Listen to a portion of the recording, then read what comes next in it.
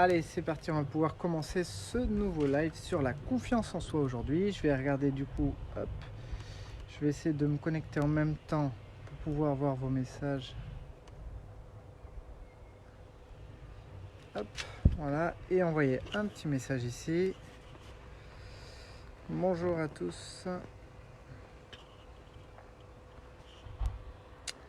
Voilà, et comme ça, on sera reparti. Allez, est-ce que je peux l'avoir sur mon ordi à côté? Parfait, génial. Hop. Regardez la vidéo. Et ben c'est génial. Comme ça, je vais pouvoir voir vos commentaires. J'ai trouvé une petite solution. Nickel. Voilà, parce qu'il y avait des petits problèmes de messages que je n'arrivais pas à voir sur le live directement. Et là, je vais pouvoir regarder du coup tous les messages sur mon ordinateur, cette fois qui est sur le côté. Voilà, et c'est une thématique importante aujourd'hui puisque nous allons parler de la confiance en soi. Et c'est une thématique qui revient très souvent, pour laquelle on me questionne beaucoup, où je reçois beaucoup de personnes en cabinet pour traiter justement les problèmes de confiance en soi. Donc on va voir un petit peu comment la confiance en soi ça fonctionne, comment justement ça ne fonctionne pas. Dans les cas où ça ne fonctionne pas, on va voir un petit peu tous les réglages que l'on peut faire vis-à-vis de ça. Voilà, donc vous pourrez poser vos questions. Je ferai référence également du coup sur les messages que je peux voir sur le côté. Voilà, puisque du coup je lis le direct en même temps que vous. Là, je vois qu'il y a un petit décalage, c'est marrant, entre le moment où je le fais et le moment où vous voyez ce que je dis et ce que je fais. Voilà.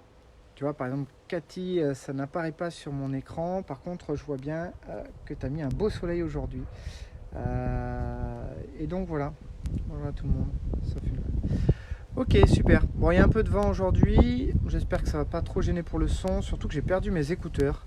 Voilà, il va falloir que je les retrouve. Mais du coup, la qualité de son sera peut-être un petit peu moins bonne.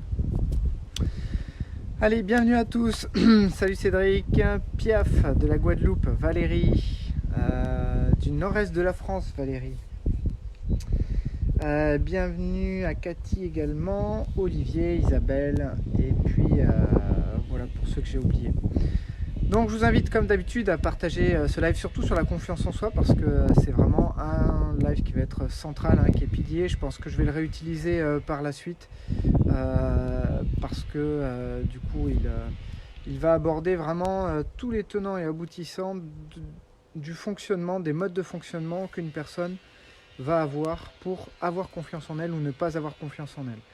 Donc l'objectif, ça va être bien sûr d'aller vers une prise de conscience, de chercher à vous identifier.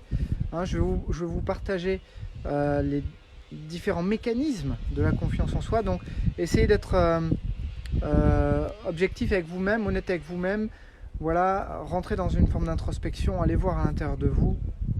Où est-ce que vous en êtes avec ça? Est-ce que du coup, comment vous vous sentez? Et ensuite, ça va vous permettre vraiment d'identifier les problèmes potentiels que vous pouvez vivre dans les problèmes de confiance en soi. Voilà. Et puis je répondrai aussi à vos questions si vous en avez. Hop. Voilà, donc si vous avez des questions, voilà, si vous avez des questions, mettez un petit pouce comme ça, je vois qu'il faut que je fasse référence au questionnaire, sinon je vais démarrer direct. Voilà, bienvenue Marina, bienvenue Fabrice. Voilà, super, j'espère que vous avez vu le petit message. Aujourd'hui, on traite de la confiance en soi. Donc, on est à l'épisode combien aujourd'hui? Je crois que c'est l'épisode 11. Ouais, on est mardi, donc épisode 11, donc le 11e jour. Et donc, c'est un jour parfait pour attaquer la confiance en soi. En plus, vous avez vu, il y a du beau temps aujourd'hui, ça me fait plaisir de pouvoir prendre les rayons du soleil en même temps que je vous parle. C'est quand même mieux que la véranda avec la pluie, surtout qu'hier matin il neigeait, à la fin de cette semaine il va faire 23 degrés avec du grand soleil, donc parfait pour se confiner dans un jardin. Allez, du coup on va attaquer la confiance en soi. Alors souvent la première question que je pose en séance aux personnes qui viennent, c'est les emmener à comprendre que la confiance en soi, en fait, c'est pas juste vous avez confiance, vous n'avez pas confiance.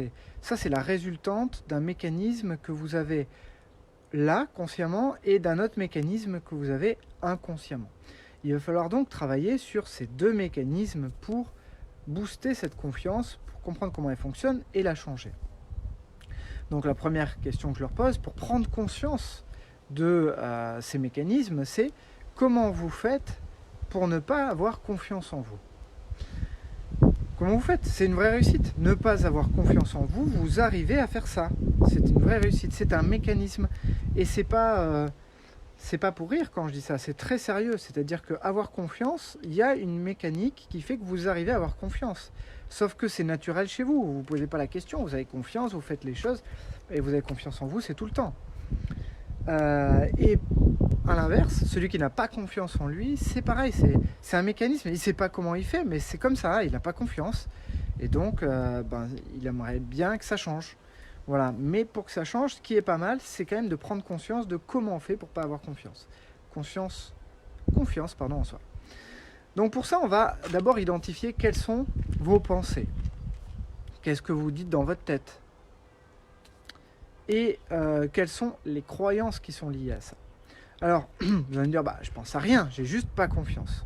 Ok, sauf que le ressenti du manque de confiance, c'est un ressenti qui est là, qui est en fait un état interne, c'est-à-dire c'est ce que vous ressentez dans votre corps ici, là, et aussi dans votre tête, mais c'est lié finalement à toute votre perception de la réalité dans laquelle vous êtes, mais aussi de vous, de vos capacités, de vos possibilités et de l'enjeu.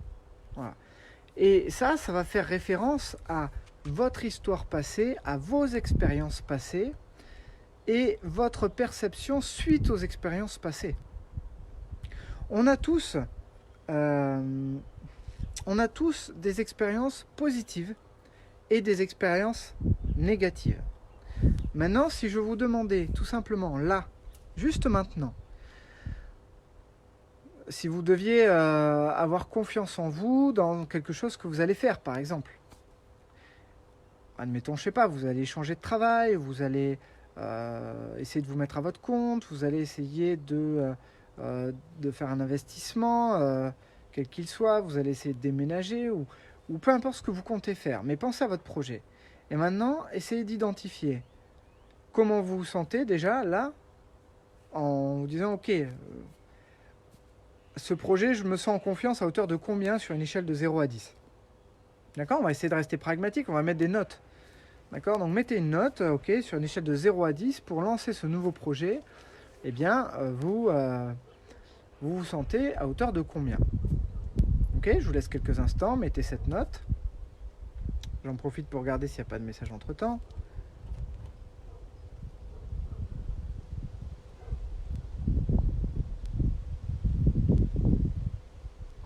Ok, donc maintenant que vous avez fait ça, je vais vous demander de penser à toutes les expériences que vous avez ratées dans votre vie. Focalisez-vous sur toutes les expériences que vous avez ratées, où vous n'avez pas réussi, où vous avez entrepris des choses, mais ça n'a pas fonctionné. Remémorez-vous ces instants-là. Allez-y, et vous regardez votre état interne, comment il est en train de changer au fur et à mesure que vous faites ça. Prenez le temps de le faire, c'est très important. C'est pas le tout d'avoir de la théorie, l'idée c'est l'expérience qui va vous permettre de pouvoir gérer votre confiance. Donc prenez ces instants pour vraiment vous remémoriser, fermer les yeux, repenser à ces moments où vous avez tenté de faire des choses, vous avez échoué, où vous avez raté, où on vous a dit que c'était pas bien, où vous n'avez pas réussi. Voilà, vous faites ça, vous fermez les yeux et en même temps, je suis désolé pour le vent, j'espère que ça ne gêne pas le son. Et en même temps, vous me dites si ce que vous sentez au niveau de votre note. Mettez votre note maintenant, réévaluez votre note sur une échelle de 0 à 10. À hauteur de combien vous vous sentez en confiance là maintenant, et en sachant tout ce que vous avez loupé depuis votre naissance jusqu'à maintenant, tous les échecs que vous avez eus, et maintenant vous vous imaginez en train de démarrer ce nouveau projet là sur lequel vous allez démarrer. Voilà. Et là vous êtes en confiance à hauteur de combien sur une échelle de 0 à 10. Mettez une note. Et est-ce que vous voyez déjà la différence? Voilà.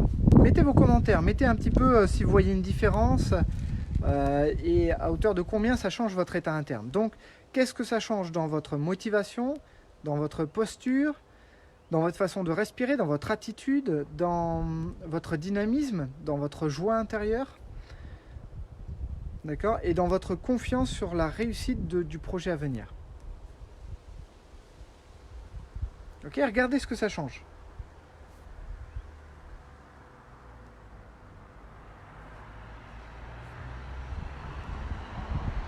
Ok, si je ne me trompe pas, je vois pas de commentaires supplémentaires. Hein. En tout cas, j'en ai pas ni sur...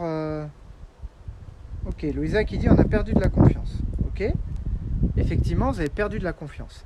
Et pourtant, la confiance, c'est bien un état interne. Mais juste parce que vous avez pensé à des expériences qui sont liées à des états internes négatifs, limitants, ou qui sont liés à une perception de votre image et de vos capacités qui sont limitantes.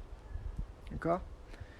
Et à partir du moment où vous vous identifiez à ce que vous avez fait, et je vous l'ai répété ces dernières vidéos, on n'est pas ce que l'on fait. Et à partir du moment où vous vous êtes identifié inconsciemment ou consciemment à ce que vous avez fait avant, qui étaient des expériences limitantes. C'est le vent qui fait vaciller mon petit téléphone. Hein. Hop, voilà. Mais c'était une petite rafale, ça va s'arrêter. À partir du moment où vous êtes identifié à ces moments où vous avez échoué, à ces moments où vous n'avez pas réussi, eh bien, du coup, votre identité et vos capacités chutent à ce moment-là. Vous perdez en capacité automatiquement, vous perdez en motivation automatiquement, et vous vous dites une fois de plus, dans l'énergie, dans le prolongement de l'énergie de ce que vous pensez de vous, que vous n'allez pas y arriver. Donc, là, c'est juste quelque chose que vous avez pensé. Mais dites-vous que ce mécanisme, là, vous venez de le faire consciemment. Et en le faisant consciemment, ça a changé votre état interne. Vous venez de perdre en motivation. Donc, ça veut dire que consciemment, vous pouvez agir aussi. Maintenant, vous faites l'autre expérience. L'autre expérience, c'est de regarder toutes les expériences positives que vous avez vécues depuis votre naissance. Regardez toutes les réussites que vous avez eues. Aussi petites soient-elles, que ce soit d'avoir réussi un repas, un dîner pour recevoir vos amis et que voilà, et qu'ils étaient contents de ce repas, vous avez bien fait les choses, que ce soit quelque chose que vous avez fait dans votre travail, où vous avez vraiment réussi, un projet, ou peu importe, que ce soit un diplôme que vous ayez eu, que ce soit vos études, que ce soit un nouveau poste que vous avez obtenu, un nouvel emploi, un nouveau job, avec de nouvelles responsabilités, d'accord ? Un projet que vous avez réussi à mener à bout. Voilà, allez vraiment là, fermez les yeux, concentrez-vous sur ces réussites-là. Et ressentez-le au fond de vous, essayez de vivre ces instants. C'est pas le tout d'y penser, il faut les vivre. Voilà, revoyez les images de ces moments, revoyez un petit peu l'environnement, ce que vous disiez dans votre tête à ce moment-là, ce que vous pensiez de vous dans ces moments-là. Et ressentez-le ça, ressentez votre respiration, respirez de la même façon que vous respiriez à ce moment-là.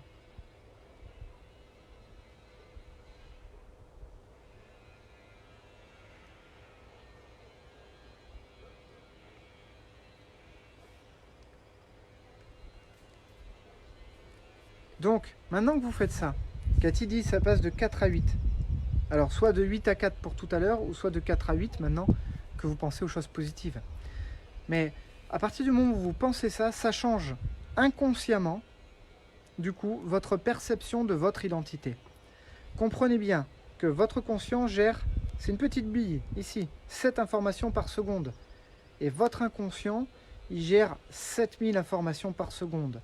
Sauf qu'à chaque fois qu'avec cette petite bille, vous venez mettre votre empreinte, eh bien, petit à petit, ça change l'empreinte générale dans votre inconscient. Donc votre perception de votre identité, effectivement, là vous dites oui, ça me motive un peu sur le moment, mais après ça va retomber.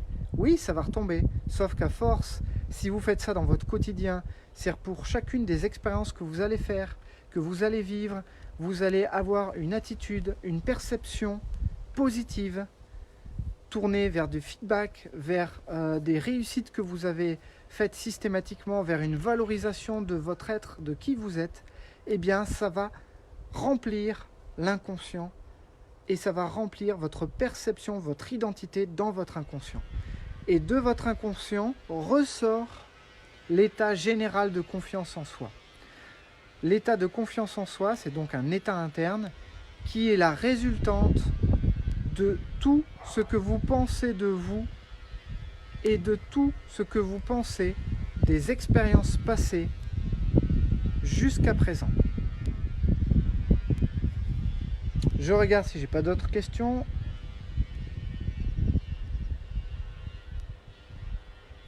Ok. Ça change tout. Et oui, ça change tout. Bien sûr que ça change tout. On se sent capable de tout. Ça veut dire quoi? Ça veut dire qu'il y a deux choses que vous pouvez faire pour augmenter la confiance en vous. La première, c'est de le faire dans le quotidien, dans le ponctuel, ou quand vous avez besoin d'accomplir quelque chose. Voilà. C'est de prendre un instant pour vous. Pas besoin de faire une méditation, un truc difficile ou contraignant ou long. Non. Je tiens un peu le téléphone.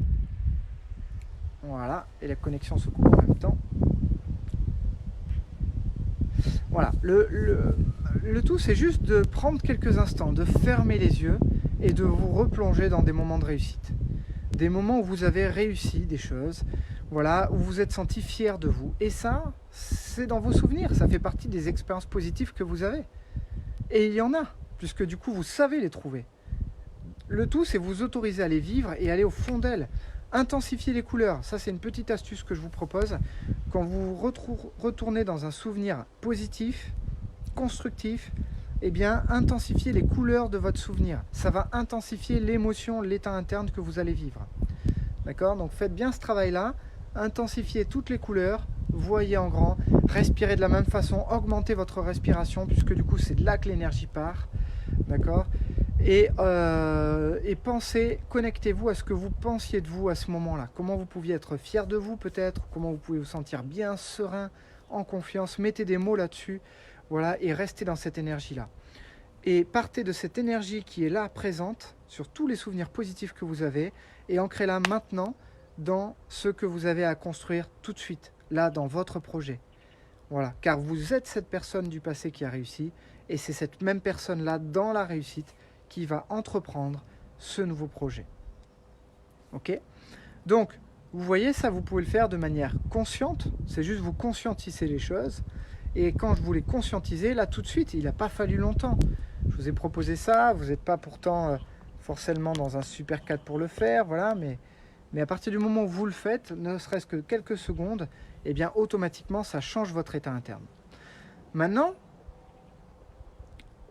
donc là, c'est de l'instantané. D'ailleurs, je vais vous partager une expérience sur la confiance en soi et de voir comment elle limite totalement vos capacités. C'est une expérience qui a été faite dans une classe d'école où on a proposé à des élèves de réaliser des anagrammes. Vous savez, les anagrammes, c'est donc plusieurs lettres d'affilée. Il faut trouver des mots avec du coup les lettres qui sont disponibles. C'est un petit peu comme si vous jouez au Scrabble.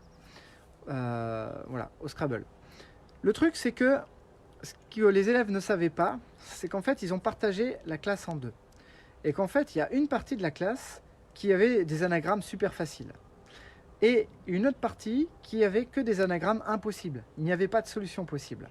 Et donc, la prof donne les anagrammes, elle distribue, voilà, les élèves sont seuls à leur place. Et puis, au bout de quelques secondes, dit allez, vous attaquez le premier anagramme. Ok, du coup, qui a trouvé un premier anagramme? Et là, la moitié de la classe lève la main. L'autre moitié, un peu surprise, dit waouh, déjà, moi j'ai rien trouvé. Et elle dit vous passez au second. Donc déjà un échec pour eux. Pour certains, c'est une réussite. Pour d'autres, c'est un échec parce qu'ils n'ont pas réussi et ils voient que la moitié de la classe a levé la main. Donc ça veut dire que c'est facile pour la moitié de la classe, mais pas pour eux. Tout de suite, pensez à ce qu'ils doivent se dire d'eux dans ce cas-là. Elle dit passez au deuxième anagramme. Le deuxième anagramme, exactement la même chose. Bim, qui a trouvé un premier mot? Et hop, la même moitié de classe lève la main. Et la deuxième moitié de classe commence à se décomposer, à regarder, du coup on sent le doute qui s'installe déjà dès la deuxième expérience. Et là, elle dit ok, passez au troisième anagramme. Troisième anagramme, et c'est pareil, qui a trouvé? Première partie de la classe lève encore la main, toujours les mêmes. et l'autre partie commence là à se sentir isolée et commence à se sentir finalement en difficulté. C'est-à-dire que qu'est-ce qu'ils se disent dans leur tête à ce moment-là? Ils se disent « je suis nul, je n'y arrive pas, c'est trop difficile pour moi et les autres sont plus forts que moi puisqu'ils y arrivent ». Dévalorisation, d'accord? Ils perçoivent leur identité d'une façon très limitante et ce qui s'est produit ensuite, c'est que le 4e anagramme était le même pour tout le monde. Et c'était un anagramme facile pour tout le monde, pour les 2 parties de classe. Et elle a dit, ok, passez au 4e anagramme. Et rapidement, elle leur dit, ok, qui a trouvé un premier mot? Et la même partie de classe a levé la main, et pas les autres. Pourtant, ils n'étaient pas plus mauvais que les autres. Mais simplement parce qu'ils avaient la perception qu'ils n'arrivaient pas à résoudre les anagrammes, qu'ils n'étaient pas bons, qu'ils étaient mauvais, qu'ils n'étaient pas capables, eh bien, ils se sont auto-limités dans leur capacité à accomplir, à trouver un anagramme. C'est de l'auto-sabotage, c'est de l'auto-limitation. À partir du moment où vous stoppez, où vous cloisonnez, où vous restreignez votre identité à un échec d'une expérience que vous avez vécue, vous vous emprisonnez. C'est une prison dans laquelle vous vous enfermez. Vous n'êtes pas ce que vous faites. J'insiste bien là-dessus, vous n'êtes pas ce que vous faites. Ce que vous faites, vous l'avez fait dans un certain type de conditions, avec un certain cadre, dans un certain état d'esprit, dans un certain niveau de fatigue. Et je vais vous dire, je vais vous raconter une expérience personnelle. Quand j'ai commencé à travailler, j'avais d'abord fait une filière professionnelle. Et cette filière professionnelle, j'ai commencé à travailler, un premier travail, et je me suis dit, là, t'es pas à ta place, ça va pas, il faut que tu fasses autre chose. Tu vas pas t'arrêter ici, t'es pas fait pour ça, t'es fait pour faire autre chose. Et un vendredi matin, j'avais accumulé tout le travail de la semaine, j'étais un peu crevé. Je suis allé à l'AFPA et je leur ai dit, voilà, je veux reprendre un BTS, du coup en formation professionnelle. Et je leur ai dit, qu'est-ce qu'il faut faire pour faire un BTS? C'était génie énergétique à l'époque. Et la personne me dit, c'est simple, il faut faire des tests. Du coup, si vous avez un peu de temps devant vous, je vous les fais passer maintenant. Et moi j'ai dit, oui, en fait, je ne me suis pas préparé pour ces tests-là. Donc je ne savais pas trop, j'ai dit ok, et j'étais là, et du coup, c'était parti. J'étais fatigué du travail, de la semaine, de plein de choses. Et là, elle me sort des tests psychotechniques, avec de l'algèbre, de la géométrie, mais c'est vraiment des posts comme on pourrait trouver sur Facebook, avec des traits dans tous les sens, combien il y a de triangles dans les triangles, combien il y a de carrés dans les carrés. Dans l'algèbre, c'est 8, 24, 36, 22, 7, 8. Quel est le chiffre qui vient après? Voilà, c'était que des choses comme ça. Et c'était toujours, donc il y en avait 3 types différents, et c'était toujours les mêmes qui revenaient, mais avec une difficulté supplémentaire. J'ai lamentablement échoué à ces tests. Déjà, elle m'a dit que je prenais le temps, parce que je me suis dit, mais attends, c'est quoi ce délire? Je suis en train de parler de faire un BTS, et là, elle me sort un espèce de jeu que je pourrais retrouver à l'équivalent d'un Sudoku sur Internet, quoi. Rien à voir avec la profession dans laquelle je voulais partir. Mais c'était leur test finalement de dépistage, quoi, savoir si... voilà. Et j'échoue au test. Du coup, il me rappelle une semaine après pour me dire, voilà, je suis désolé, mais vous n'avez pas eu la note suffisante pour pouvoir entreprendre un BTS génie énergétique. Et je leur dis, mais en fait, vos tests n'ont rien à voir avec ce que je veux faire. Du coup, expliquez-moi, ça vous permet de déterminer quoi ces tests pour vous? Quelle est la conclusion que vous faites par rapport à ces tests? Et elle me dit, en fait, ça détermine votre capacité à apprendre. Sauf que je devais avoir à peu près 25 ans. Ouais, c'est ça, 24-25 ans j'avais à ce moment-là. Hop, voilà, la rafale est finie. 24-25 ans. Et du coup, là, je dis, ok, donc là, à 24 ans, vous êtes en train de dire qu'en fait, à mon âge, je suis plus capable, je suis plus en capacité d'apprendre. Et elle me dit, un peu gênée, oui, c'est un peu ça. Du coup, elle m'a demandé, est-ce que du coup, vous voulez voir une psychologue? Et je lui ai dit, mais une psychologue, pourquoi faire? Est-ce que ça peut changer le résultat du test? Et elle me dit non. Je lui ai dit, non, alors, je suis pas choqué par ce que vous me dites, mais juste un peu embêté parce que je pense pas à la véracité de vos tests. Je pense pas que vos tests psychotechniques peuvent du coup confirmer le fait que je suis plus en capacité d'apprendre. Surtout que si j'avais été chez Mola, qui est la plus grande librairie de France, j'aurais pu acheter des bouquins sur les tests psychotechniques, et une fois qu'on a compris la logique, c'est facile, il suffit de s'entraîner. Donc il suffisait juste que je me prépare à ces tests, et comme n'importe quel test, après, une fois que vous avez compris le mécanisme, eh bien vous pouvez les réussir derrière. Donc à ce moment-là, je ne me suis pas dit waouh, je suis plus en capacité d'apprendre, je suis nul, je ne suis même pas capable de pouvoir démarrer un BTS, etc.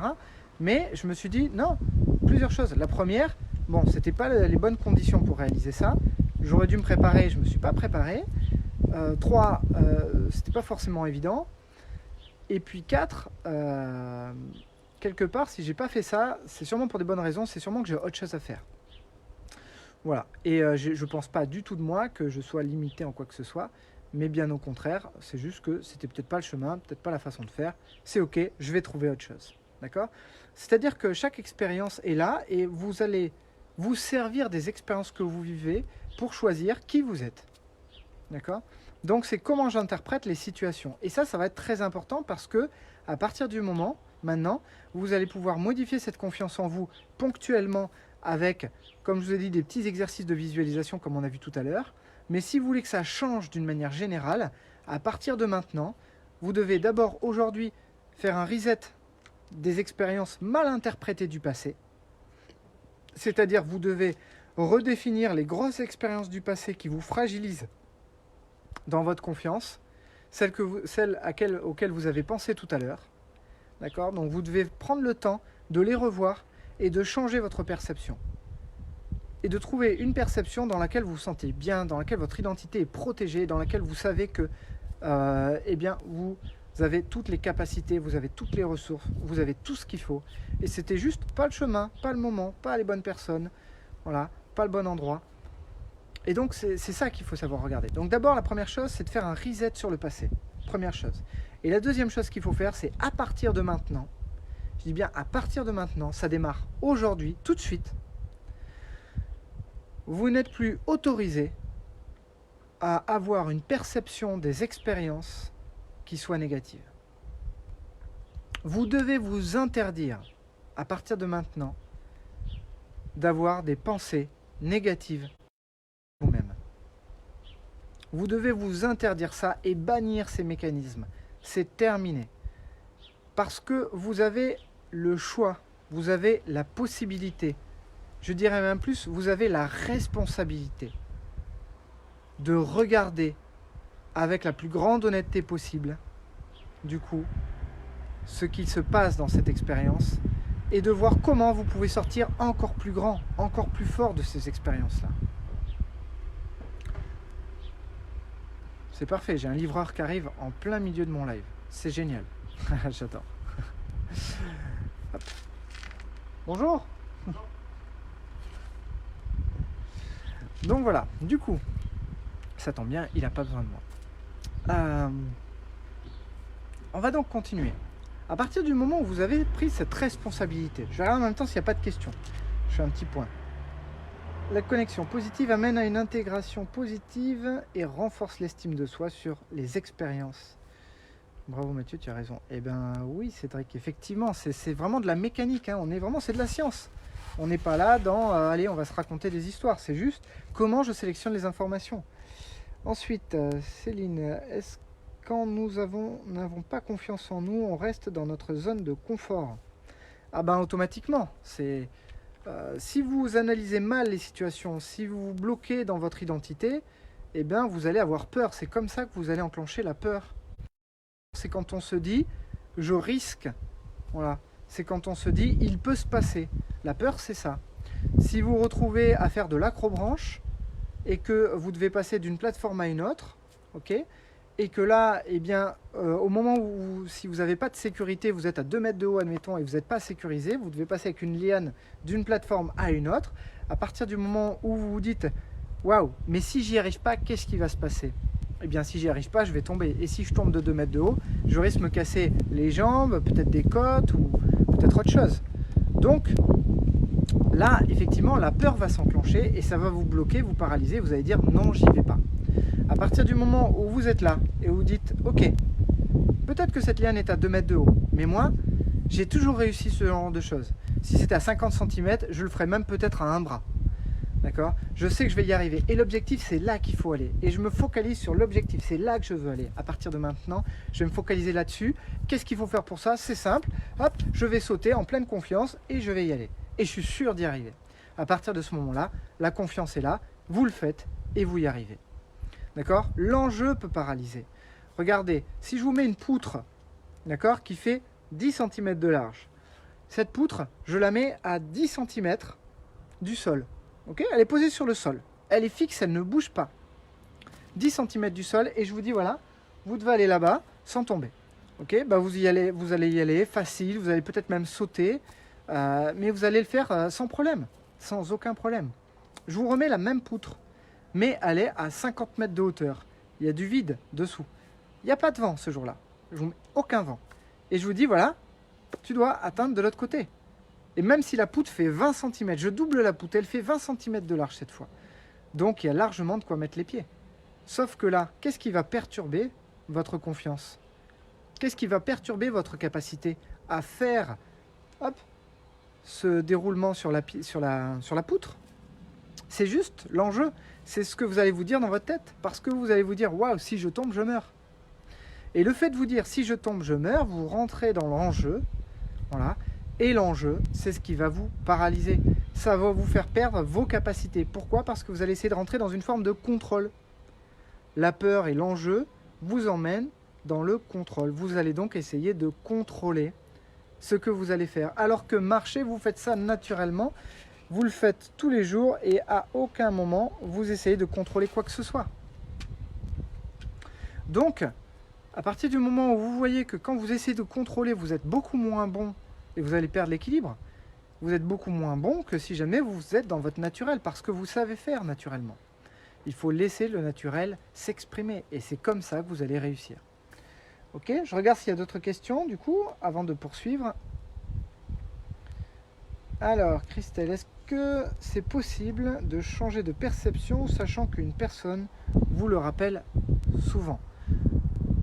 Ok, donc tu veux dire, Christelle, est-ce que c'est possible de changer sa perception de soi en sachant qu'une autre personne vous rappelle toujours que? Oui, bien sûr. Ça dépend du crédit que tu donnes à l'autre.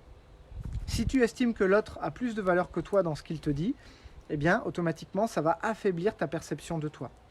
À partir du moment où tu reconnais les limites de l'autre, ça te permet de les dépasser. D'accord? Je dis souvent ça pour les parents. Voir les limites de ses parents, c'est s'autoriser à les dépasser. Ok, je traiterai ça dans un autre sujet. Mais là, c'est pareil. Si vous percevez la limite de votre interlocuteur, de cette personne qui vous enferme toujours dans une vision limitante de ce que vous n'êtes pas, d'accord, mais de ce qu'il pense que vous êtes, eh bien, automatiquement, si vous percevez que ça, c'est sa limite, eh bien, c'est le meilleur moyen de stopper le crédit que vous donnez à ces paroles, à ces mots, et à partir de ce moment-là, ça ne vous atteindra plus ou beaucoup moins. Parce que vous savez pertinemment qu'il n'est pas en capacité de voir ce que vous avez fait, qu'il n'est pas en capacité de connaître qui vous êtes vraiment au fond de vous, qu'il n'est pas en capacité de percevoir vos intentions, vos capacités, tout ça. Il ne sait pas voir ça. Donc s'il ne sait pas le voir, il ne peut pas être crédible quand il parle de vous. Comprenez bien cela. Et à partir du moment où plus ça va être clair pour vous, et plus, du coup, vous allez pouvoir évoluer facilement. Autre question, Maurice7, t'as de la chance parce que moi aussi j'attends un livreur de livres que j'ai commandé. Ouais, c'est pas pour moi, ça va être pour ma femme. C'est la reine de la commande sur internet, hein, c'est shopping. Allez, la pensée en arborescence. Hop. Allez, en effet, autant que ce soit dans le positif. Et oui, complètement. Voilà. Donc il faut que ce soit positif. Pensez positif. Donc, pensez positif. Et là, tout de suite, ça change l'état interne. Vous pouvez faire le même exercice avec des vacances. D'accord? Si vous voulez, là, vous vous sentez enfermé, vous vous sentez confiné chez vous, fermez les yeux, installez-vous sur votre canapé et imaginez-vous dans un endroit de vos rêves, dans un endroit où vous seriez mais vraiment super bien. Si c'est au bord de la plage, à entendre le petit bruit des vagues, enfin moi, ça serait là personnellement. Le soleil qui tape, un petit coca bien frais avec des glaçons, voilà, le bruit de l'eau, ou même je serais sur un bateau avec le petit mouvement des vagues, là, vous voyez ce petit mouvement des vagues? Voilà, les pieds dans l'eau, bien sûr l'eau serait chaude, voilà, avec l'eau turquoise, et j'aurais mes lunettes de soleil pour me protéger du soleil tellement il tape. On va éviter le coup de soleil, hein, comme j'ai eu la dernière fois, hein. Je ne sais pas si vous avez vu, mais j'avais le crâne tout rose dans les premières vidéos, là j'ai pris un sacré coup de soleil avant de partir. Donc voilà, ou alors ça pourrait être à la campagne, mais vous fermez les yeux et vraiment vous projetez votre esprit là-dedans. Et automatiquement, vous allez ressentir l'état interne qui va avec ça. Et là, ça change tout, hein, ça change la donne. Donc vous allez vous sentir tellement bien. Imaginez si vous faisiez des séances comme ça, c'est vraiment des moments pour vous où vous allez revivre, quoi. Donc vous pouvez faire ça avec tout, vous pouvez faire ça juste pour vous sentir bien en comparaison à des vacances. Si vous êtes quelqu'un de stressé, vous pouvez diminuer le stress de cette façon-là. D'accord ? En vous mettant dans des situations où vous seriez bien, dans des souvenirs ou dans des projections mentales. Allez, Patricia qui dit « Le manque de confiance entraîne toutes les émotions négatives, la confiance en soi et la colonne vertébrale. » Et bien sûr, à partir du moment où tu as un état interne, eh bien tu attires à toi tout ce qui est en lien avec cet état interne. Donc dès que tu n'as plus confiance en toi, eh bien du coup ça veut dire que tu limites ta capacité à faire une chose en particulier, mais du coup, ça limite automatiquement ta capacité à faire tout ce qu'il y a autour. Donc, il y a une perte de confiance qui est totale, qui est générale. Et l'autre point sur lequel je vais venir maintenant, qui est toujours en lien avec la confiance, c'est la croyance. C'est le problème de croyance. Le problème de croyance, c'est quoi? C'est que parfois, je reçois beaucoup de gens qui me livrent dans les séances individuelles que, en fait, quand ils étaient enfants, leurs parents leur disaient « Toi, t'es nul, t'arriveras à rien, de toute façon, t'es pas bon, tu sais pas faire, et puis tu vas échouer, etc. » En permanence. Des parents qui étaient eux-mêmes dans une forme de souffrance, hein, puisque pour faire ça, il faut vraiment être en souffrance, pour dévaloriser son propre enfant. Et du coup, c'est ce qu'ils faisaient, ils dévalorisaient leur enfant en permanence. Donc l'enfant avait beau essayer de lutter contre ça, c'est compliqué, surtout quand vous avez un parent qui est quand même celui qui vous donne la vie, qui vous présente la vie jusqu'à l'adolescence. Donc vous croyez un petit peu en ce qu'il vous dit. Mais le problème, c'est que là, les parents installent une croyance dans la tête des enfants. Tu vas pas y arriver, etc., etc. Et le problème, c'est que lorsque la personne sera en situation d'échec, cette même personne va en profiter pour lui dire « Tu vois, je te l'avais dit. Tu n'es pas réussi, tu n'es pas capable de. Je te l'avais dit. » Donc le « je te l'avais dit », il va renforcer ou installer une croyance limitante. Et cette croyance vient toucher de plein fouet votre identité. Et donc en formation, en hypnose, on travaille sur le changement de croyance. Et c'est intéressant parce qu'on va avoir un moment dans l'inconscient qui nous emmène au moment où il a créé la croyance que, du coup, il allait se passer telle ou telle chose. Et là, on revient sur l'expérience, et c'est là que la personne, en revoyant l'expérience du passé, avec toute l'expérience qu'elle a acquise aujourd'hui, on va laisser l'inconscient et une partie créative de l'inconscient renégocier, du coup, ce qui s'est passé dans l'expérience. On va renégocier la perception de ça pour en ressortir une autre perception qui soit beaucoup plus positive vis-à-vis de votre identité. Le problème, c'est quand une croyance est installée, notre cerveau, lui, n'aime pas être un système instable.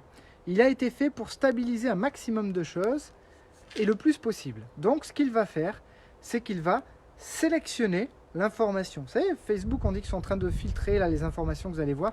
Vous ne voyez pas tous les contenus. Eh bien, c'est la même chose pour votre cerveau. Il filtre les contenus, il filtre les expériences que vous allez vivre. Et toutes celles qui ne sont pas en adéquation avec ce que vous pensez, avec une croyance forte, eh bien, il va pas la regarder. Il va la mettre de côté, celle-là. Il va mettre un petit voile dessus. Il dit, toi, t'es rien, tu sers à rien. Et par contre, toutes celles qui confirment la croyance, qu'elle soit bonne ou mauvaise, il va renforcer cette croyance-là. D'accord ? Donc, vous êtes responsable de vos croyances. C'est vous qui les installez. Ça a beau être quelqu'un qui vous suggère que vous n'êtes pas à la hauteur, que vous n'avez pas la valeur pour, etc. Mais c'est bien vous qui installez la croyance. Donc, prenez bien conscience de cette responsabilité et changez votre regard sur les expériences du passé en apportant un regard positif et constructif. Et à partir de ce moment-là, ça va changer votre état interne d'une manière beaucoup plus forte. D'ailleurs, c'est Thomas Edison, quand il a créé l'ampoule à incandescence, qu'un journaliste lui a demandé « Alors ça fait quoi, monsieur Edison, d'avoir échoué un millier de fois avant d'arriver à allumer une ampoule ?» Et lui a dit « Pardon ? Non, vous ne comprenez pas. J'ai trouvé un millier de façons de ne pas arriver à allumer une ampoule. Ce n'est pas pareil. » Et ça change tout, cette perception. Comprenez, pourtant, il s'agit de la même chose, c'est la même expérience. Mais ils ont deux points de vue complètement différents. Le journaliste a un point de vue de critique, hein, il est là pour mettre en évidence des échecs. Et Thomas Edison a réussi ce qu'il a réussi uniquement parce qu'il a appris, parce qu'il a fait un certain nombre d'expériences. Ce qu'il dit, c'est qu'il a trouvé un millier de façons de ne pas arriver à allumer une ampoule. C'est magique cette phrase-là, parce qu'en fait, il est en train d'apprendre à ce journaliste que tout ce qu'il a fait avant, c'est de la connaissance. Ça veut dire quoi? Que si demain, il a un physicien qui arrive et qui lui dit « Ouais, moi aussi, je vais allumer une ampoule, je vais faire comme ça, comme ça, comme ça. » Thomas Edison, il fera « Non, ça ne marchera pas, parce qu'il va se passer ça, ça et ça. » « Ah bon, ben je ferai comme ça, comme ça. Ça ne marchera pas non plus, parce qu'il va se passer ça, ça et ça. » Bon, mais je ferai comme ça. Ça ne marchera pas non plus, parce qu'il va se passer ça, ça et ça. S'il n'avait pas fait toutes ces expériences, il n'aurait pas cette connaissance. Et là, c'est de la connaissance. Imaginez, là, il a allumé une ampoule, mais après, tout ce qu'il a conçu après ça, il a pu le concevoir parce qu'il avait toute l'expérience qu'il avait avant. Donc si, à chaque expérience, vous n'apprenez pas de vos expériences, et vous vous dites, c'est un échec, je suis nul, c'est-à-dire que vous identifiez encore une fois à l'expérience. Je vous le rappelle, on n'est pas l'expérience négative. Donc ne vous identifiez pas à ça. D'accord ? Mais si vous le faites, eh bien du coup, vous allez stopper net votre progression. Vous allez vous limiter. C'est comme ça que vous réussissez à ne pas avoir confiance en vous. C'est une vraie réussite, je vous l'ai dit. Voilà. Et maintenant, vous savez comment vous réussissez à échouer. Comment vous réussissez à ne pas avoir confiance en vous. Vous comprenez là maintenant à travers cette vidéo, vous avez compris comment, du coup, il faut faire pour ne pas avoir confiance. Ah, si tu veux pas avoir confiance, c'est facile. Il suffit de ne pas regarder, du coup, tes réussites. Il y a plusieurs sportifs que j'ai accompagnés aussi là-dessus, et pourtant, ils avaient un niveau très élevé, mais tellement perfectionniste, et ils regardaient tellement les trucs qui n'allaient pas que automatiquement ils s'auto-limitaient, ils s'auto-sabotaient dans leur capacité à réussir. À partir du moment où je les ai un petit peu secoués pour leur dire « Hey, regarde, ouvre les yeux. Arrête d'être dur avec toi, arrête d'être négatif avec toi. Ouvre les yeux, regarde qui tu es, regarde ce que tu as fait. Regarde tes capacités, reconnais-les. Tu es un champion, tu es juste un champion dans un nouveau championnat. Donc, exprime-toi, montre-leur. Sois toi-même juste toi-même. Sois juste ce champion que tu as toujours été. Et prends ta place. Et ça a été radical, parce qu'il a su faire ça. Donc, focalisez-vous sur les expériences positives. Je fais un petit point sur les questions s'il y en a. Ok, parfait. Du coup, pas d'autres questions, si je ne me trompe pas. Ok, donc, la croyance, une autre expérience qui a été faite aux États-Unis à l'époque où il y avait la croyance que les Noirs étaient moins intelligents que les Blancs. Ils ont donc fait une expérience, ils ont fait passer des tests pour voir quels allaient être les résultats chez les Blancs et chez les Noirs. Et ces tests, donc ils ont bien fait attention à prendre une mixité dans la population, des classes sociales, mixtes chez les Blancs et mixtes chez les Noirs. Résultat des tests, résultats équivalents. Blanc, noir, la couleur de peau, peu importe, résultats sont exactement les mêmes. Sauf qu'ils ont fait changer, ils ont fait renouveler l'expérience, cette fois, donc ils ont refait l'expérience avec d'autres groupes de personnes, mais ils ont fait passer cette expérience à des noirs par un blanc qui lui avait la croyance que les noirs étaient moins intelligents que les blancs. Qu'est-ce qui s'est produit d'après vous? C'est-à-dire que celui qui a fait passer les tests, c'est un blanc qui lui avait la croyance que les noirs étaient moins intelligents. Et c'est aux noirs qu'il a fait passer les tests. Eh bien, les résultats ont été moins bons. Les noirs étaient moins intelligents à l'issue de ces résultats. Donc la conclusion pour ce genre de personnes, c'est que les noirs sont moins intelligents. Mais qu'est-ce qui a changé? Il a changé plusieurs choses. D'abord, ce qui a changé, c'est que sa croyance à cet examinateur a changé son attitude. Il avait face à lui des gens moins intelligents que lui. Et forcément, vu que c'était des gens moins intelligents, il fallait leur parler différemment. Parce qu'ils étaient moins aptes à comprendre. Donc automatiquement, ça change son attitude, ça change sa communication non verbale, et ça change aussi sa communication verbale, automatiquement. Donc, à partir du moment où vous comprenez qu'une personne extérieure à vous... Alors je vais juste terminer sur cette idée-là. Pour terminer sur cette idée-là, ce que je vous emmène à comprendre, c'est que d'abord son inconscient, lui, était convaincu de ça. Donc ça a changé toute sa gestuelle, toute son attitude, toute sa communication. Okay ? Et le pire, c'est que nos inconscients communiquent. Donc l'inconscient de ces personnes noires en face a reçu le message inconsciemment qu'ils n'allaient pas réussir à ces tests-là, dans la communication non verbale et verbale de la personne. Donc du coup, à un moment donné, l'inconscient de l'autre se dit « Mais pourquoi est-ce qu'il me parle comme ça? Pourquoi est-ce qu'il me considère comme ça ?» Donc à un moment donné, il y a une partie d'eux qui peut avoir le doute. Et si le doute s'installe, il se dit « Mais est-ce que je ne vais pas réussir ces tests? Est-ce que je ne suis pas à la hauteur de ces tests ?» Et s'il se pose ce genre de questions, alors à ce moment-là, c'est fini. Ils vont s'auto-saboter. Parce que c'est d'eux-mêmes que va démarrer la croyance. D'accord? Parce qu'ils se représentent, en tout cas chez l'autre, ce qu'ils identifient chez l'autre, ils changent leur perception qu'ils ont d'eux-mêmes. En se disant, ouais, mais il me parle comme ça, c'est-à-dire que je vais peut-être pas réussir, je vais pas être à la hauteur, je vais pas y arriver, pourquoi il me dit ça comme ça, je comprends pas. Du coup, c'est si dur que ça, et là, quand il regarde la copie, cette personne s'auto-sabote. Donc les résultats sont plus bons, sont mauvais, au final. Et ça, la personne crée elle-même sa propre croyance. C'est-à-dire que c'est l'autre qui la projette sur lui, mais vous êtes toujours celui qui est responsable de ses croyances. Ce n'est pas parce que l'autre le projette sur vous que vous devez ou que vous êtes obligé de subir ce que l'autre vous envoie. Ce qui est important, c'est ce que vous percevez de vous. Si vous voyez que c'est l'autre qui a juste une croyance limitante, encore une fois, et que c'est sa limite, qu'il n'est pas capable de voir que des noirs sont plus intelligents que lui, et que la couleur de peau ne change rien à l'intelligence, eh bien c'est une limite du blanc qui lui fait passer cet examen-là. C'est une limite de l'autre. À aucun moment, ça n'est cette personne. Donc là aussi, pour garder confiance en vous et maintenir cette confiance, il faut arrêter de se représenter, de gérer son identité en fonction de comment les autres vous regardent, en fonction de comment les autres vous disent telle ou telle chose. Si vous faites ça, vous n'avez pas fini. Et vous allez limiter votre confiance en vous. Okay ? Donc c'est vraiment une mécanique à comprendre. Et à partir du moment où vous allez faire ça dans votre quotidien, ou chaque expérience, vous n'allez pas vous dire « Ah, j'ai échoué là », mais vous allez dire « Ah, c'est quelque chose que je n'ai pas encore réussi. Si je veux réussir, il faut juste que je change certaines choses. Peut-être ma façon de voir le problème, peut-être ma façon de le gérer, peut-être qu'il va falloir que je fasse différemment. C'est que du feedback.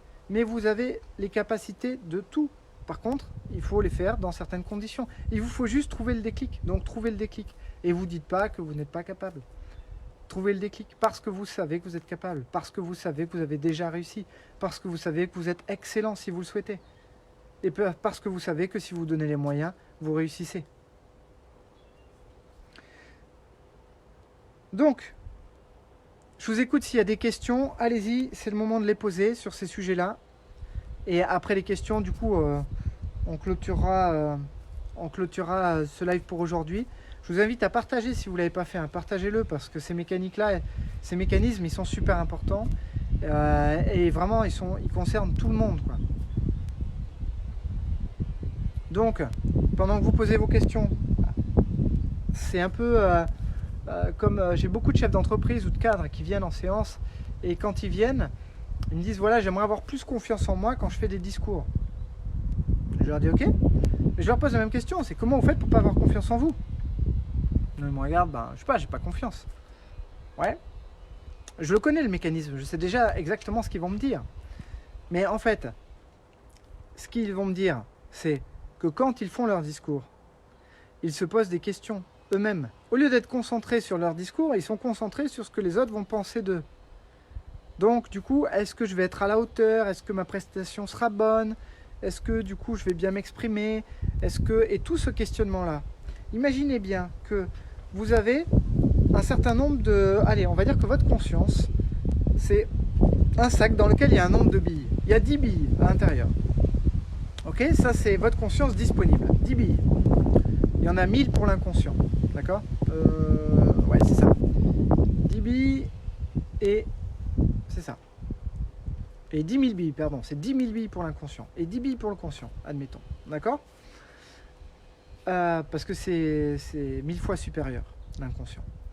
Donc, si vous avez 10 billes dans votre conscience et que vous choisissez de mettre 5 billes ou 6 billes ou 7 billes dans lesquelles ces 7 billes-là vont avoir la mission de se poser des questions sur ce que les autres vont penser de votre prestation. Il vous reste combien de billes si vous en mettez 7 sur du questionnement sur ce que va penser les autres? Il vous reste combien de billes pour traiter votre sujet? Il vous reste 3 billes. C'est ridicule. Donc, est-ce que vous pensez qu'avec 3 billes, votre prestation va être bonne dans ce que vous allez dire, dans ce que vous allez faire? Eh ben, forcément, à un moment donné, elle va pas fonctionner, cette conférence, cette prestation que vous allez faire. À un moment donné, vous allez bugger. Il va y avoir un problème, il va y avoir un couac. Il y aura peut-être un trou même. D'accord? Parce que il y a 7 billes qui sont focalisées sur du parasitage. Et du coup, qui vous sabotent. Vous vous sabotez à travers des questions que vous vous posez dans votre tête. Ok? Donc, il va falloir débloquer, déverrouiller ce qui fait qu'il y a ces 7 billes qui sont consacrées à ça. À partir du moment où vous arrêtez d'attendre, de savoir ce que va penser l'autre, parce que du coup, si vous dites oui, quand vous faites un discours, ben oui, mais les autres vont penser que peut-être c'est pas bien, je suis pas à la hauteur, je suis pas légitime, etc. Mais du coup, pendant que vous pensez ça, vous êtes en train de les regarder. Et là, vous êtes en train de faire de mauvaises interprétations. Vous envoyez un question sur son téléphone portable. Qu'est-ce que vous allez dire? Comme vous avez peur que les gens n'apprécient pas ce que vous faites, eh bien, vous allez dire, ben, il s'ennuie. Il s'ennuie, ça lui plaît pas, etc. Ok? Alors que, au final, c'est pas qu'il s'ennuie, mais peut-être qu'il a sa sœur qui est hospitalisée et que là, du coup, elle lui demande quelque chose qui est super important et qu'il est peut-être préoccupé par ça. Donc, c'est égocentrique de ramener ce que font les autres à soi-même. D'accord? C'est pas parce que les autres font quelque chose que ça signifie qui vous êtes. Là aussi, arrêtez de vous focaliser sur ce que font les autres et focalisez-vous sur ce que vous faites. Trouvez votre public, d'accord? Trouvez votre chemin, trouvez votre voie, trouvez l'environnement dans lequel vous serez le mieux. C'est juste ça qu'il faut faire. Il faut arrêter d'être bon lorsque vous n'êtes pas chez vous, pas avec les bonnes personnes, et d'arrêter de vouloir les changer, de vouloir leur prouver, leur montrer. Non, arrêtez tout ça. Voilà, soyez convaincus, vous, de qui vous êtes, de ce que vous êtes, de vos talents, de vos qualités, voilà, et prenez juste plaisir à les exprimer. Et vous allez voir que ça va faire toute la différence. Ça fera toute la différence. Ok, donc est-ce qu'il y avait des questions ou pas? Patricia, je ne suis pas responsable du programme qu'on m'a donné pendant mon enfance. Par contre, je suis 100% responsable de sa mise à jour. Exactement, Patricia, c'est tout à fait ça. Voilà, c'est-à-dire qu'on t'a donné un programme, tu as grandi dans un contexte. Voilà, ce contexte, il est ce qu'il est. Voilà, mais comme dirait Anthony Robbins, tu es ce que tu es grâce à tes parents. C'est-à-dire que ça a pu aussi faire ressortir des côtés positifs chez toi, notamment un besoin de survie, un besoin de mouvement, de vie, d'impulsion. Et tu n'aurais peut-être pas la même énergie si tu n'avais pas eu l'enfance que tu as eue. Voilà. Et donc, tourner ça en force et de se dire, bah voilà, qu'est-ce que ça m'a permis de faire? Comment ça m'a fait grandir? Comment j'ai dépassé ça? C'est quand même beaucoup mieux que de se victimiser en disant, bah c'est la faute de mes parents, c'est eux, ils n'ont pas su me valoriser, ils n'ont pas su. Oui, ils n'ont pas su, sauf que là, ils sont plus là et vous n'êtes plus enfant, vous êtes adulte. Et en tant qu'adulte, vous êtes responsable de vos pensées, de vos choix, de vos perceptions et de vos croyances. Donc, vous êtes libre maintenant pour gérer tout ça. Hop, je vous l'ai dit, c'est soit vous subissez votre cerveau, soit vous le managez. Donc devenez un bon manager. Et voilà. Et d'abord, se manager soi, c'est pouvoir ensuite manager les autres. Mais si on ne sait pas se manager soi, on ne peut pas manager les autres, c'est compliqué. Vous comprenez bien que c'est compliqué. Comment se protéger alors?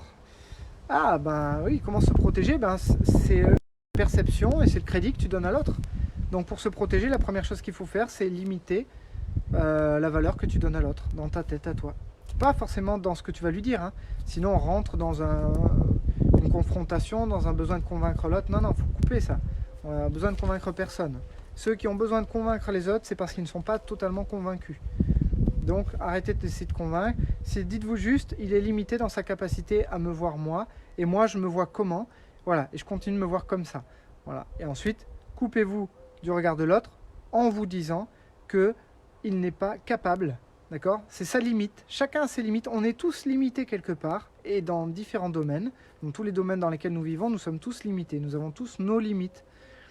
D'accord? Et ces limites-là, eh bien, il faut reconnaître les limites des autres, ceux qui ne sont pas capables de voir qui vous êtes au fond de vous. Voilà. Et il y a tous ceux qui vous diront des choses désagréables pour vous empêcher de vous réaliser aussi, parce que sinon ça va leur rappeler à eux que eux n'ont pas su faire ces choix, qui n'ont pas su évoluer, qui n'ont pas su faire ce que vous êtes en train de faire. Le travail, la remise en question, les changements que vous allez opérer, ça ne va pas plaire à tout le monde, parce que tous ceux qui n'auront pas fait ce job, eh ben, il y en aura beaucoup qui seront jaloux, frustrés, et qui vont vous dire « Ah mais t'imagines, mais si tu n'y arrives pas », etc. D'accord? Donc j'ai investi très jeune dans l'immobilier dès que j'ai travaillé, et quand j'ai commencé à faire ça, j'avais plein de gens qui se faisaient un plaisir de me dire oh, « Mais t'imagines, si tes locataires ne te paient pas, mais t'imagines comment tu vas faire pour payer ton crédit, là, mais moi je ferai pas ça. » En fait, ce qu'ils étaient en train de faire, ils essayaient de me dissuader de faire ça. Pourquoi? Parce qu'eux n'allaient pas le faire, ça les faisait flipper. Mais ça les rassurait si je le faisais pas. Sauf que je l'ai fait quand même. Je les ai pas écoutés, j'ai su reconnaître leurs limites, j'aurais dit ils flippent. Mais moi je vais trouver des solutions. Si jamais il y a un problème, il faut trouver des solutions, c'est tout. S'il y a un vrai problème, il faut le regarder en face. Ok? Mais du coup, il ne faut pas vous dire que c'est un problème sans issue. C'est le Dalai Lama qui disait finalement que chaque problème a une solution. Et que s'il n'y a pas de solution, c'est que ce n'est pas un problème. Je vous laisse méditer là-dessus. Alors, il y a d'autres questions qui sont arrivées. Super. Louisa, nous sommes très forts pour interpréter les attitudes des autres sans avoir vraiment ce qu'il en est, bien sûr. Eh oui, mais trop d'analyse paralyse. Donc sortez de l'analyse, rentrez dans l'action, soyez vous-même. Passez plus de temps à être vous-même qu'à interpréter ce que regardent les autres. Ensuite, autre question. Isabelle, si on avait toutes et tous vos connaissances, pensez-vous que nous vivrons dans un monde parfait? On ne vivrait pas dans un monde parfait, mais très sincèrement, je pense que c'est dans le monde dans lequel on va. Et je suis très positif. Autant hier, j'ai démarré en vous disant, voilà, on va aller dans un chaos technique de l'économie mondiale, de l'économie en France. Je vous l'ai dit, hein, je pense d'ici 15 jours, je suis quasiment convaincu de ça, hein, mais d'ici 15 jours, je pense déjà qu'il va commencer à y avoir une forme de rébellion qui va se faire. Les vidéos de ras-le-bol, on en a vu pas mal avec le Covid-19. Mais enfin là, maintenant, vous allez en avoir beaucoup qui vont être plutôt institutionnels ou plutôt liés aux entreprises, aux chefs d'entreprise qui vont arriver de tous bords, des vidéos, des lives, des directs, des vidéos enregistrées. Vous allez en avoir de tous les côtés qui vont sortir. Je pense d'ici 15 jours à peu près. C'est juste le délai qu'il faut pour le ras-le-bol par rapport aux indemnisations promises qui ont été faites et qui ne sont pas tenues ou qui ne seront pas tenues. Voilà. Donc, en fait, on a fait croire à tout le monde que vous inquiétez pas, quoi qu'il en coûte, ça va bien se passer. Et surtout, et ben là, en fait, on est en train de voir petit à petit que non, ça va pas bien se passer. Donc, comme les entreprises sont en train de se rendre compte que ça va pas bien se passer, la mayonnaise est en train de monter, chacun chez soi. Voilà, chacun chez soi va faire monter la mayonnaise. Comme les gens n'ont pas grand-chose à faire, à part ceux qui travaillent dans la santé et d'autres qui se sont investis dans le télétravail qui arrive, etc. Pour tous les autres qui font rien, bah, ils vont critiquer le système. En critiquant le système, eh bien, ils vont mettre à jour certaines choses et puis ils vont faire monter la mayonnaise partout et ça va clasher. D'ici un mois, ça va commencer à clasher. Voilà. Et comme ça va clasher fort, eh ben, on aura une autorisation de sortie. Voilà. Et comme c'était pas ce qu'il fallait faire, eh ben, du coup, le coronavirus va repartir de plus belle. Et du coup, on sera à nouveau confiné, je pense, dans un mois et demi, 2 mois. Voilà. Avec des conditions très restreintes. Mais ça ne sera pas sauver le soldat Ryan, ça sera sauver l'économie française et sauver l'économie mondiale. Avec les banques qui commencent à dire maintenant, bah, en fait, non, on vous prête pas, comme a dit l'État, si vous n'êtes pas totalement dans le vert au niveau de votre entreprise, si tous les voyants ne sont pas ouverts, on ne prête pas. Voilà, ça c'est encore un des feedbacks aujourd'hui que me disait mon expert comptable sur du coup, le retour que ses autres clients avaient des banques par rapport à des emprunts qu'ils avaient voulu faire. Donc je vous dis, petit à petit ça va péter. Mais je pense sincèrement que du coup, on va vers un monde meilleur, on va vers un monde plus positif. On va passer par ce boom, ce crack, ça va être compliqué, ça va être difficile avec ce coronavirus, il va y avoir beaucoup de morts, ça va faire beaucoup de mal et de difficultés. Mais il y a un avant et il y a un après, on vivra plus jamais comme avant, c'est terminé. Et là vous allez voir, hein, on va rentrer dans une situation de non-retour. Pour l'instant, on n'est pas passé dans le cap de... On n'a pas basculé encore, on n'est pas dans la situation de non-retour. Mais vous allez le sentir à un moment donné, d'ici un mois, on va commencer à basculer dans la situation de non-retour. Voilà, 1-2 mois. Donc d'ici 1-2 mois, on va basculer de l'autre côté et ça veut dire que là, on va rentrer dans une forme de chaos. Et à partir du moment où il y a du chaos, eh bien, on ne peut plus rebâtir sur quelque chose qui est instable. C'est comme le système de croyances. Je vous ai parlé des croyances aujourd'hui. Quand vous voulez mettre à mal une croyance, il suffit de regarder toutes les expériences qui n'ont pas validé la croyance. D'accord ? Ce sont des contre-croyances. C'est-à-dire si vous avez la croyance que vous avez que, par exemple, voilà, j'ai des personnes qui arrivent et qui me disent une croyance limitante sur elles. Voilà, en me disant, par exemple, tous les hommes sont infidèles. Ok, du coup, je leur dis très bien, citez-moi une personne que vous connaissez de près ou de loin qui est fidèle. Et là, ils réfléchissent, ils me disent, un tel, lui fidèle. D'accord, citez-moi un autre. Un tel. Lui, c'est clair, il est fidèle. Ouais, citez-moi un autre. Lui, il est fidèle aussi. Ok, mais du coup, je comprends pas. Vous me dites que tous les hommes sont infidèles, et là, en l'espace de quelques instants, vous me citez 3 hommes déjà qui sont fidèles. C'est pas moi qui vais lui dire que ça n'est pas le cas. D'accord ? Il faut que ce soit elle qui réalise d'elle-même dans sa propre expérience. Et là, elle se questionne, elle dit, oui. Ah, ok. En fait, là, je viens de lui démontrer que sa croyance est fausse. Mais c'est pas moi qui lui ai dit, c'est elle qui vient de s'affirmer. Elle vient de réaliser que sa croyance est fausse. Donc, elle peut pas dire ça. Donc, je lui dis, ok, donc si tous les hommes ne sont pas infidèles, il vient d'où le problème ? Et là, elle dit, je choisis toujours les mauvais mecs. Ah, là, c'est pas le même problème. Donc, on travaille pas sur le même problème. D'accord ? Si on a la croyance que tous les mecs sont infidèles, eh bien, à ce moment-là, on peut rien faire. C'est comme ça, c'est un constat.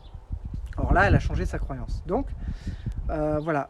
C'est-à-dire que là, le cerveau ne peut plus recréer une croyance qui se base, qui va avoir un socle, des fondations qui soient basées sur quelque chose de faux, qui vient d'être démontré maintenant. Donc, ça veut dire que là, notre système, il va vers ça. Vu qu'on va avoir un système, là, qui est en train de s'effondrer, et quand il va devoir se rebâtir, il ne pourra plus se rebâtir sur un système qui a échoué. Donc on va devoir rebâtir quelque chose de différent, il va falloir mettre en place des choses. Et vous verrez que les gens seront très exigeants sur ce qui va se mettre en place. Voilà, ils ne toléreront pas que quelque chose puisse être similaire à ce qui se passait avant. On en reparlera dans quelques mois.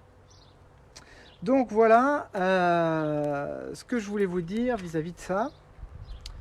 Et c'était pour répondre à la question de Céline. Et je disais, voilà, effectivement, qu'on va aller vers un monde plus positif parce que tout le monde va faire ce travail-là, plus ou moins bien, certes. Il y en a qui n'y arriveront pas, il y en a qui seront en difficulté, il y en a qui seront malades. Et puis, il y en a beaucoup qui vont réussir. Et donc, on aura de plus en plus d'espaces, de lieux, d'environnement, d'ambiance, de groupes dans lesquels ça sera positif, dans lesquels ça sera agréable, confortable. Et vous verrez que quand on comparera il y a 10 ans avec dans 5 ans ou dans 10 ans, eh bien, on sera dans un monde qui sera beaucoup mieux. Voilà, beaucoup plus agréable. Mais dans tous les cas, ça ne peut pas être totalement positif parce que sur cette planète, ce qui est important, c'est l'équilibre. Et il faut un équilibre. Voilà. C'est comme une balance, d'accord ? Sauf que la balance, elle peut faire ça, d'accord ? Ou elle peut faire ça. Ok, donc ça veut dire quoi ? Ça veut dire que si elle fait ça, elle va très loin dans le négatif et très loin dans le positif, mais très loin dans le négatif. À partir du moment où elle bouge un peu moins, déjà, elle se stabilise. Donc il y a un peu de positif, un peu de négatif. Voilà, mais c'est mon maître en Qigong qui disait, il ne faut pas que tout soit parfait. Parce que sinon, si tout est parfait, vous avez peur de perdre. Vous ne pouvez plus rien gagner d'autre. Donc la seule chose qui peut vous arriver, c'est de perdre quelque chose. C'est la pire des situations. Alors que si vous avez un peu de positif, un peu de négatif, eh bien, vous avez toujours espoir de faire avancer des choses. Et l'espoir fait vivre. Les projets, c'est la vie. Je vous l'ai déjà dit. Ok, donc, est-ce qu'il y avait d'autres questions? On doit être acteur de sa propre vie. Agissons exactement, Corinne. Et Cathy, un prochain sujet. Tu m'as dit un jour de ne pas avoir peur de la mort. Pourquoi? Étant personnel de santé, on y pense. Ah, effectivement. Eh bien, d'abord, à quoi ça sert d'avoir peur de la mort? Ça, c'est la première question. Mais c'est un vrai sujet à part entière, Cathy, et je vais le traiter. Et pourquoi pas demain? Allez, demain, ça sera le sujet de demain. On lance ça. Comme ça, à la fin des lives, je vous proposerai de mettre justement, de choisir le sujet que vous voulez aborder et sur lequel on ira en profondeur. D'accord? Ce qui vous permettra de libérer une problématique. Donc, le sujet de demain, je vous l'annonce maintenant, c'est donc la peur de la mort. Ok? Et pourquoi ne pas avoir peur de la mort? On va traiter ça demain à 15 heures de métropole. Pour ceux qui sont en Martinique, aux Antilles, je vous rappelle qu'on a changé d'heure en métropole. Donc, on a 6 heures de décalage maintenant, si je ne me trompe pas.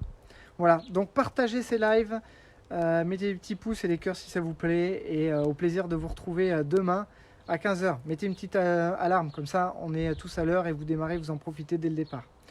Allez, bisous à tous, à bientôt, à demain pour du coup la peur de la mort. Dans Covid Transition, épisode 12. Bye bye.